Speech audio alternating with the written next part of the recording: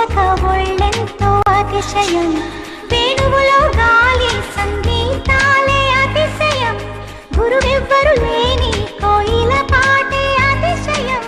అతిశయమే అచ్చరు ఉందే నీవేనా అతిశయం.